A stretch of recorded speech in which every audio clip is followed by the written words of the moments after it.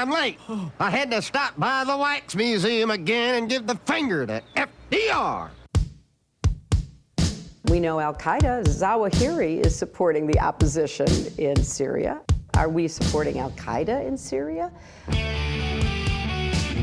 a proud day for America. And by God, we've kicked Vietnam syndrome once and for all. Thank you very, very much. I say it again, you've been had. You've been took. You've been hoodwinked. These witnesses are trying to simply deny things that just about everybody else accepts as fact. He came, he saw, he died. Well, we ain't killing their army, but we killing them. We be on CNN like, say our name, bitch, say it 3 times. The meeting of the largest armies in the history of the world. Then there's going to be an invasion. All right, you guys, introducing Ashraf Nubani. He wrote this important piece for antiwar.com we ran the other day. It's on the Viewpoints page there. The Nakba demands justice. And he is a Palestinian American Muslim community leader in Virginia and is an immigration attorney there. In the Washington D.C. area. So welcome to the show. How are you doing? Good. I'm doing well. It's great to be here with you, Scott. Good deal. Well, happy to have you here. So 2 days ago was the anniversary of the Nakba. That's what the Palestinians call it. Independence Day to the Israelis. And so you talk about your view of the Nakba, the history of the event itself and what all happened there and what's important about it, but also, of course, what's important about it to you and your family and your life here in the U.S. and all of these things. So go ahead. The floor is yours to, I guess, start out and educate the people about just what we're talking about in the first place, maybe. Right. Well, yes, of course. Introducing the Nakba is important because we have to have references to point to, and especially here in the U.S., where the whole Palestinian-Israeli conflict actually plays a big role, but we sometimes don't see it, but because of its religious significance. But basically, the Nakba is what I outlined in the article. When you're doing such a short article, you can only do so much. But the gist of it is that, to solve one problem for a certain group of people, another people were displaced from their land. And until that issue is resolved, there can't be a final resolution of what's called the Palestinian-Israeli conflict. So in 1948, when Israel was founded, declared its independence, it was on this ethnic cleansing of the people who happened to live in the Holy Land. And some of them go back literally 1,000 years and more when you look at their gene pool.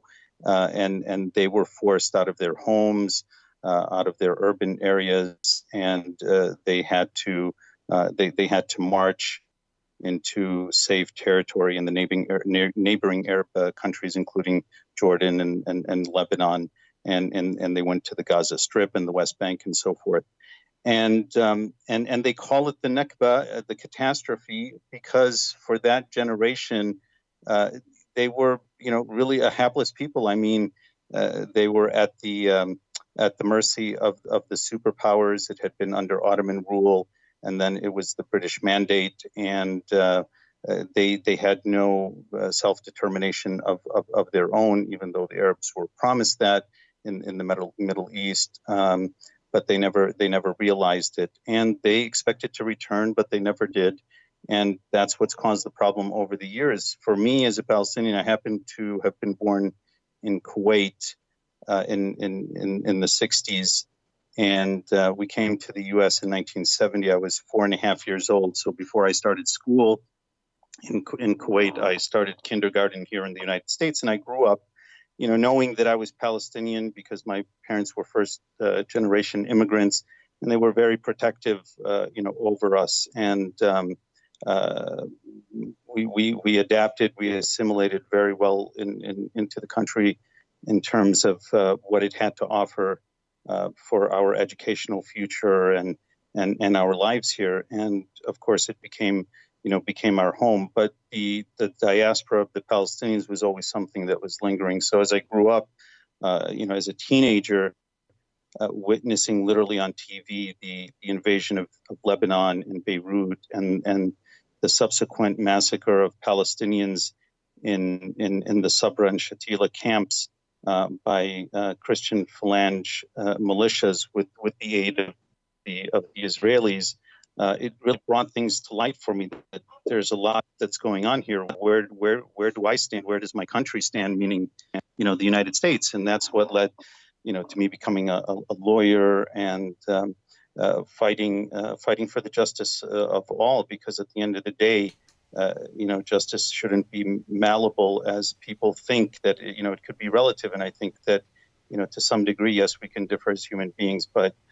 justice is justice when it comes to resolving, core issues and problems. And as I said, solving the problem of one group of people by displacing another can never, bring justice. And so my career has been, I guess, built around that concept of justice, and the article was written in that in that vein, and the idea that we can coalesce together as Americans to stand up for justice, regardless of what that cause is. But this certainly signifies a cause for justice.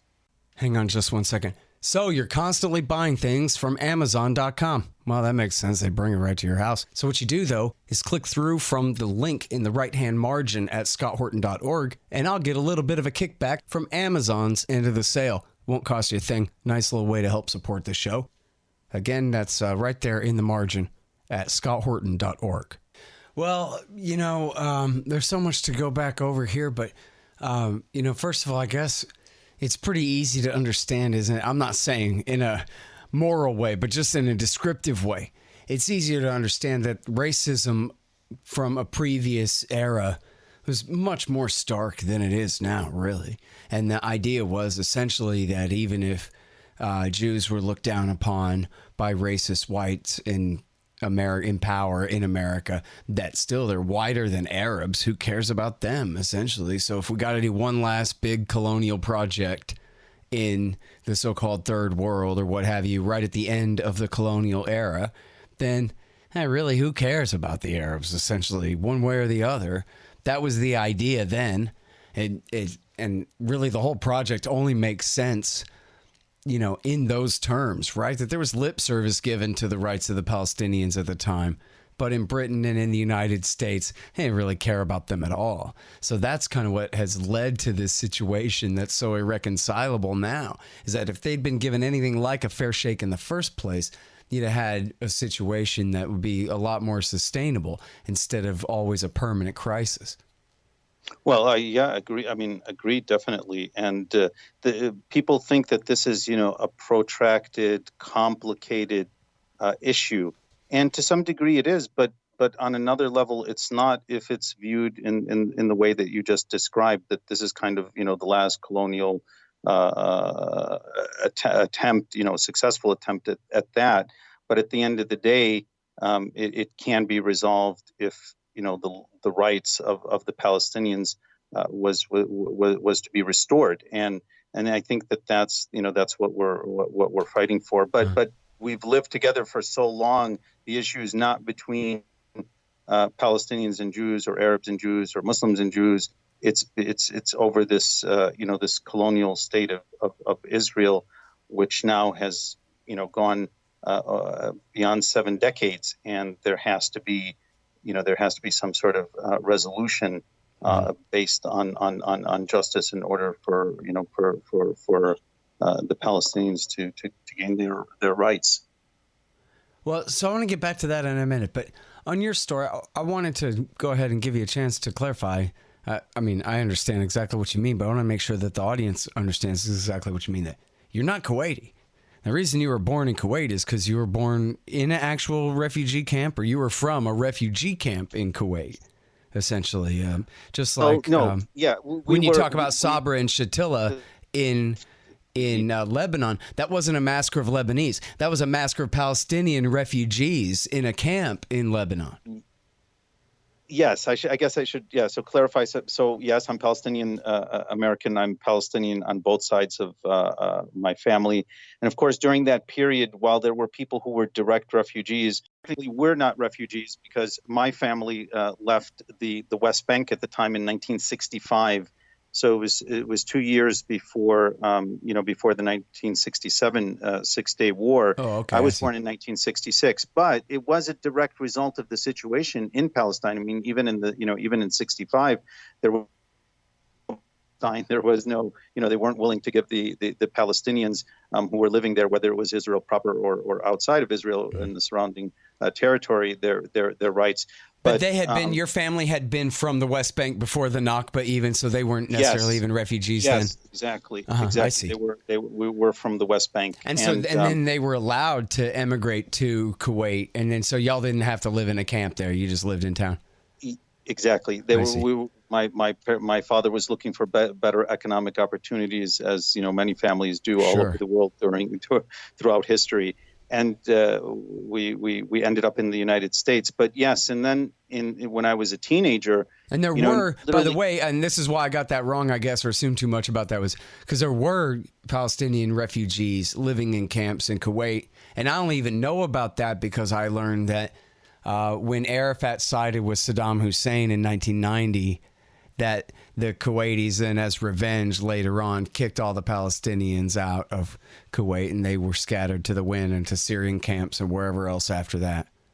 Right. Exactly. All of the neighboring Arab countries, to differing degrees, and in 1982, it was the invasion of Lebanon. I was probably about 16 years old, I think, at the time, and Sabra and Shatila happened actually in September, and that's why in the article, I say that it's in identity politics. This would be the Palestinians' 9/11 because it actually happened in September. And while they differ on the number of human beings slaughtered in those camps, they run anywhere from 750 to 3,500. So this was the men, women, and children. Were killed in almost like it wasn't like throwing a bomb and you killed 10. No, they went through the camps, literally killing people and disposing of their bodies and so forth. And the investigations afterward were kind of difficult to decipher as to really how many people were killed. And because of the lawlessness in Lebanon at the time. Because of the civil war and the different sectarian conflicts and so forth. So yeah, it was that was a really interesting time, and that's I was watching this as an American and yet a Palestinian, and that's kind of what got me into this mode of where do we stand on this. And if it didn't matter to us, then that's fine, but it matters because there are so many Christians in the world. And this is the Holy Land for Muslims, Christians, and Jews. And while we call it, we're a secular nation, technically this is a Christian nation where, a religion drives some of the policy. And we've aligned ourselves with Israel, as you mentioned, and that's what needs to be dismantled in a way that would eventually bring, justice. That would make me happy as an American and as a Palestinian and as a human being. Mm-hmm. Well, it's interesting, too, the way that dynamic plays out. We all know about the dispensationalism and the trying to trick Jesus into coming back sooner than he planned or whatever kind of thing they're playing here with the Christian Zionism. But the actual Christians are Palestinians. And they're, 1/5 of the population of the Palestinians there. But that's a lot. And they get persecuted right along with the Muslims and dehumanized right along with Muslim Arab Palestinians. But it seems like, the way I always put it in my horrible, cynical fashion is it like, well, if a Palestinian Arab is a Christian, does that make them at least half a person to you or something? Like, I understand the religious mandate to support the Jewish state of Israel, as cockamamie as all that is, but what about just solidarity with your co-religionists, which seems to matter a lot of the time in a lot of other places. In fact, that was why some of the right got Syria right and said, why are we backing these jihadists against Assad when Assad's secular dictator that he is protects the Christian communities there? Right. Well, but that's the absurdity of the policy. And yes, if any denomination of Christianity, and there are quite a few, of course, in the Holy Land, in Jerusalem particularly, that if they don't toe the sort of born again, we're bringing about Armageddon brand of Christianity, then yeah, they're suffering just like the rest of the Palestinians. And their view here, I've asked people, these kinds of folks here, and they basically said that it's God's will. Yes, they're Christian, at least some of them, and as you know, with the Protestant strain, they don't consider Catholics necessarily Christian, and the Orthodox and the other denominations, which are older churches, of course, and they originate in the Middle East where Jesus came from. And yet this small group, at least worldwide in the Christian community, is a small group because, first of all, they're Protestants and the majority are Catholics. And second of all, they're a minority within the Protestant strain, because not all Protestants believe that Israel has to exist in this way, especially as a secular state. If it was a religious state and doing what David was doing, that would be another issue. But it's a secular state and does everything that's antithetical to Christian morals and values, and yet they support it. And Methodists don't support it necessarily, or Presbyterians or Episcopalians, or it's just this like strain. But they're the ones who are running policy, at least to a certain degree, and it's really absurd. And that's why, I'm actually a believer, and this is like, my American identity, that Israel is not going to be around for a long time. I know people don't believe that, or they don't see it because we are so pragmatic.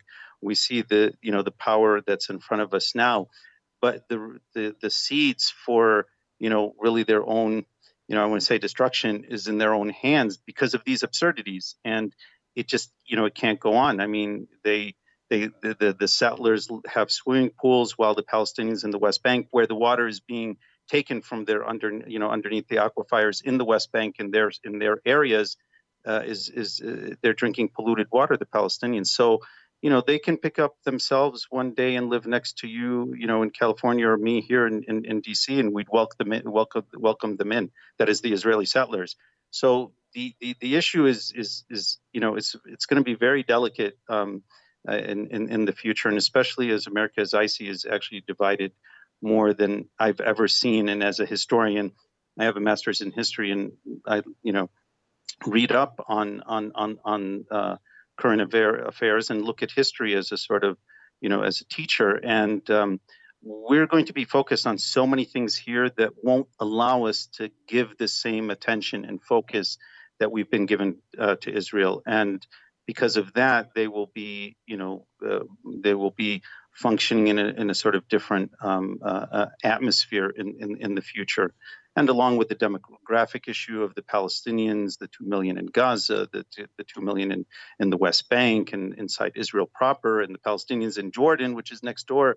I mean, it's not going to be easy. And also the Arab Spring is a factor in the sense that, yes, it was shut down, at this point, but it's coming back up again, because at the end of the day, and there was a previous article on the Muslim Brotherhood, whenever Muslims are given an opportunity to have fair and free elections in the Middle East, at least, they do vote for these Islamic parties. And when they're not allowed to rule, then people want what, they haven't been given an opportunity. And, so Hamas could have been elected in 2006, and they let them rule, serve the people, clean up the streets, provide the things that government provide. And if they had failed, people would have voted them out. But no, we said we're not going to let the Palestinians even vote for Hamas. We're going to punish Gaza, and we're going to punish the Palestinian leadership and so forth. And I think that these absurdities again is what's going to cause a sort of backlash. It's like blowback in CIA terms. And I think that we've created these absurdities. And what is going to happen, other than, sort of a confrontation that's, really unavoidable, whether we want it or not. And I think it's important that we educate the American public, because it matters to us. It matters about our boys going off, dying for in a war that, we didn't have to fight. and it involves us because we're spiritual, and as Christians, the Holy Land is important. But Muslims recognize Jesus, albeit not as God. They recognize him as one of the greatest prophets, and they also recognize the Jewish prophets. And the Christians recognize the Jewish prophets, but the Jews, they don't recognize Muhammad or Jesus. And so, the incentive to keep that place a place of worship and open access is, certainly it shouldn't be in the hands of this current state of Israel. And I think that, this is going to be an issue going down the line. No, that's an interesting point about the incentive there that Christians and Muslims have to preserve any Jewish sites or artifacts or what have you, where the Israeli Jewish side has much less incentive, since they kind of look at Christianity and Islam as, kind of fun but incorrect breakoffs of their own belief, that kind of thing, invalid deviations from their religion. So you can see why, they don't care nearly as much. They're perfectly happy. At some point, there is a real danger, it seems like, of their destruction of the Temple Mount, or, their attempt to create the third temple there by some right-wing religious, whichever sect it is of Jews that are pushing some of that stuff. Right, definitely. But there's enough. There's enough people that want it to happen, and they have money, and they have power, and they have access. So that's a real possibility. And you know what? It's true what you say too about the absurdities. In other words, things are so far out of whack that the snapback that's coming will be that severe. So part of that, as you say, is the demographic threat, where you take all the Palestinians in the West Bank and Gaza, and in East Jerusalem, of course, really part of the West Bank, but also in all the refugee camps around the world, and all of that too. Now we're talking about a majority under the rule of the minority. And so, but you can see how that just solidifies the Israeli position even more, that if they have one state, they're worried that it won't be one state with equal rights for everybody. It'll be one state that's now ruled by the Arab majority, which will then use the government at their expense, just the way they've lorded it over the Palestinians this whole time, which is plausible, right? Since, it's not like the PLO and Hamas are based essentially on America's principles of the Declaration of Independence and the individual natural rights of man or anything like that. It's my group versus your group on both sides.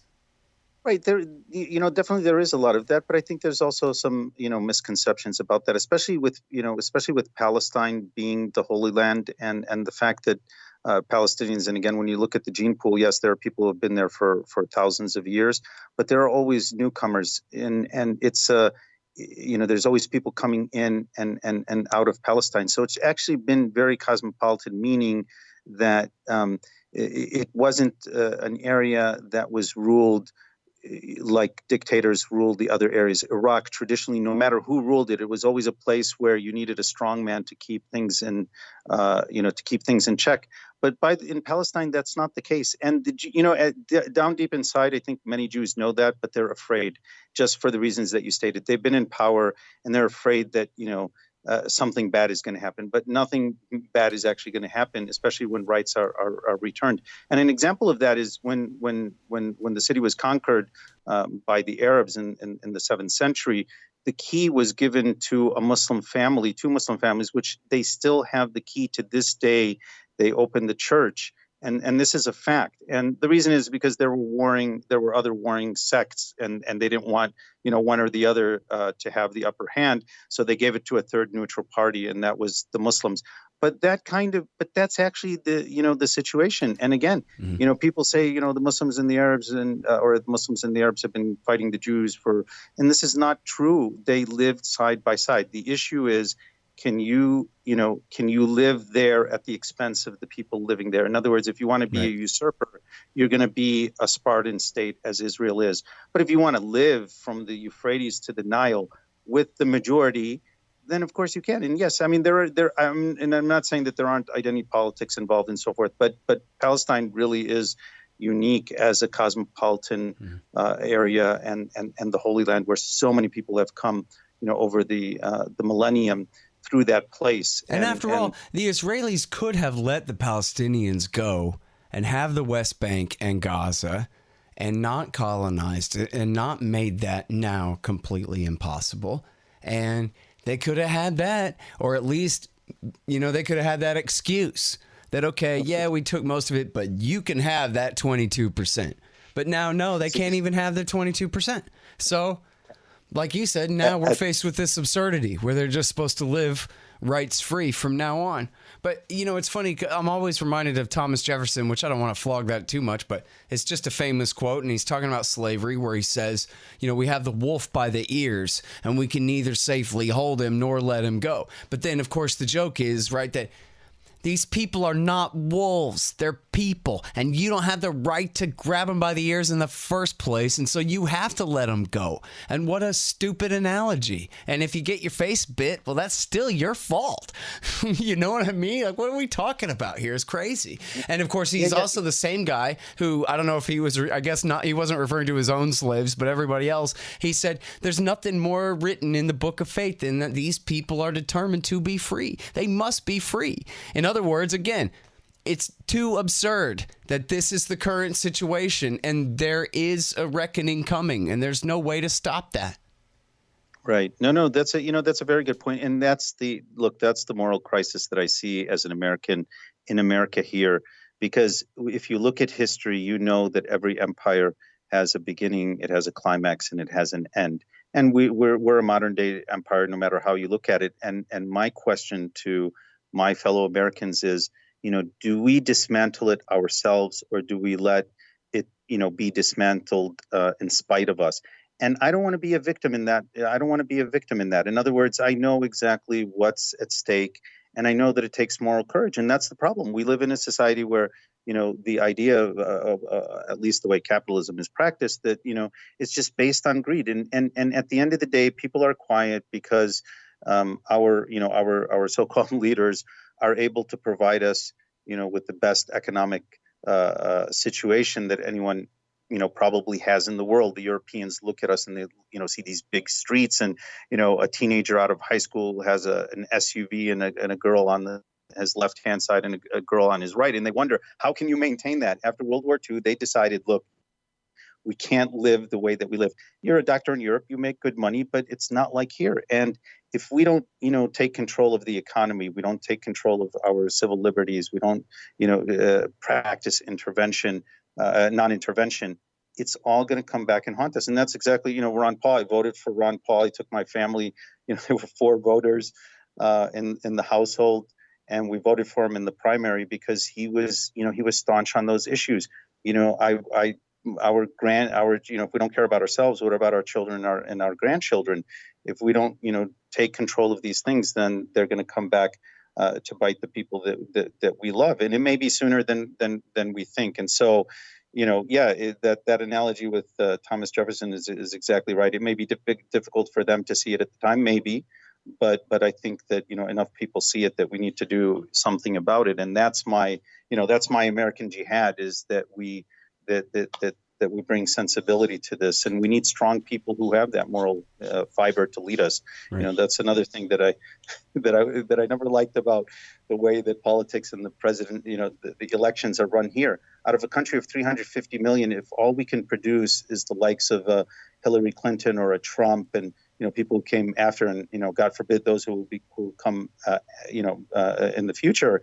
I mean, is that what you would do a better job running the state than these people would, without the experience. But but you have your head straight on what America needs in order, to get out of the situation that. After all, I mean, yeah, of course, and this is not just the libertarians. Of course, we're the best at it, but this is supposed to be the creed of all Americans. Obviously, not government employees, but the rest of us human beings out here. Is that our country at least should be, or our system of government should be, based around the principles of liberty and justice. That's what we all say in the slogan all the time. Is that got nothing to do with what we're doing here? And if that is what we're about, then again, how can these absurdities continue? How can America continue to be the benefactor of Israel with all this money and all these weapons and all this diplomatic cover for all this injustice? It's completely out of control. And Just like Jim Crow in Mississippi, it cannot last. Something's got to give. Right. And the Texas, Nakba, too. I'll take responsibility. It was before I was born. But still, I shouldn't just blame Mississippi. There's Jim Crow as hell in my state, too. But yeah. Right. And that's why I ended the article on the Nakba saying, what it means for Palestinians. And it should mean the same thing for Americans. We built a nation here, our predecessors did. And it was supposed to be based on justice and the notion of fairness and freedom, specifically, this idea of freedom. And where there's freedom, you won't have the problems of dictatorship. And so we're really fighting for the same thing. And that's my hope that, America adopts that, even if it's a pipe dream, that's what we should be fighting for. And that's what will, help the generations to come. They know who stood where on which issues. Hang on just one sec for me. Hey guys, you got to check out thebumpersticker.com. You play in a band, you need stickers? You go to thebumpersticker.com. Maybe you have a business and you need stickers. You go to thebumpersticker.com. They'll take care of all this stuff. I created the company back, a generation ago. I sold it to Rick McGinnis and he's done a great job with the company ever since. They got what you need over there at thebumpersticker.com. And it's funny because this is the theme all day today on the show, whether we're talking about Venezuela or Iran or Palestine. Independence first. Individual liberty has got to be guaranteed from the bottom up by people who first and foremost are free of foreign domination. Then let them get their own act together. It's got to go in that order. There's no doubt about it. Even from a religious perspective, at least, from my perspective as a Muslim, God gave man the ability or the choice to believe or not believe, and that very fact shows the egalitarian nature of Islam. That at the end of the day, you have the right to believe what you want, and that's the beginning. And people don't understand that. They think that it's based on religion, and people can believe whatever they want. But if you try to upset, it's like being a traitor in a state where the penalty for that is death. There's no apostasy in the Quran. You don't get killed for disbelieving. There's nothing in the Quran like that. But they viewed it as you're against the state, and that's where the apostasy law was introduced. And this is important to understand because people will tell you that Islam is a theocracy, especially with the Sunnis, which are a majority, unlike the mullahs in Iran, who there's a clergy and they run the government as a theocracy. In Sunni Islam, it's not like that. I mean, most of these groups, the Muslim Brotherhood, other groups, they're engineers, doctors, businessmen, and yet they want to lead civil society. So there isn't that formality of a clergy. So, and even the Shiites are usually, the religious leadership typically, I think, are kind of known as quietists, and the Iranian Revolution is really kind of abnormal. The 1979, it was really mostly just in reaction to the American-backed dictator they were overthrowing. But otherwise, they might not have had a ruling clique of mullahs in the first place there. Right, to a certain extent, and it was actually Khomeini was instrumental in that because prior to that, the Shiites were not even involved in government. He reinstituted things that weren't around before him, like even praying the Jum'ah prayer, which is the Friday prayer, wasn't done in Iran before he came in, and yet based on his version of wilayat al-faqih, which is that he's speaking for God and so forth, he was able to implement these things, and it became more political than it had been previously, and that's because of the history of Shiites being a minority. But yeah, it's misunderstood. I think at the end of the day, it's the way people decide to run their lives. And having lived in the West, specifically in America, I realized that if this was so great, I would have accepted it wholeheartedly. What I found is that the East has something to offer, the West has something to offer, and I think it's arrogant to say that our brand of democracy or our brand of running our lives is better than anyone else's, and that's it's just not true, because we've seen it. Right. Seriously. I mean, you look at Iran, for example, never mind the Kingdom of Saudi Arabia or the Sultanate of Oman or whatever, but the Republic of Iran is flawed as can be. But look who's talking about flawed republics. Seriously, Yeah, like Churchill said that, the democracy is very bad, but it's sort of the best of the worst, and that may be true for the West, and I think that applies, to other people. Yep. Yeah, the point is, as a Palestinian and as an American, what I'm saying is that in order for us to win over people, we have to have strong, moral fiber, and we have to be willing to participate, not just to critique. And that's one of the things that I don't like about the left is, they're able to critique the right, but when it comes time to doing something that you believe in, they're not effectual. And we need good leadership, and that's the only way that we can avert the sort of the self-fulfilling prophecy that things are gonna fall apart. But when you have a lack of freedom, that's going to be the result at some point. Just like the economy, we can't continue to spend trillions. Something is going to break. It's the same thing when you take away the liberty of people. It's the same thing when you intervene in the rest of the world, in an empire that we can no longer justify either economically or morally. And as a Palestinian, I feel like, my God, doesn't everyone want to be on that side? And then there would be no barrier between Palestinians and Jews, because my issue is, and actually all Palestinians, except, if it was individuals, but there's no issue between Jews and Palestinians. It's the issue of this, this oppressive situation that we're in. Beyond that, there wouldn't be a reason to fight and, to kill one another because of someone's identity. That's just, absurd. Yeah. All right. Well, listen, man, I'm sorry I'm so late. I got to go.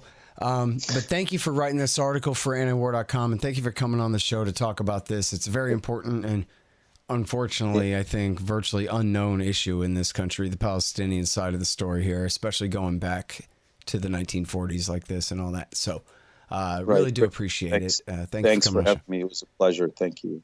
Okay, guys, that is Ashraf Nubani. And he wrote this piece for antiwar.com called The Nakba Demands Justice. And he's a lawyer in Washington, D.C. All right, y'all. Thanks. Find me at libertarianinstitute.org, at scotthorton.org, antiwar.com, and reddit.com/Scott Horton Show. Oh, yeah, and read my book, Fool's Errand, Timed and the War in Afghanistan, at foolserrand.us.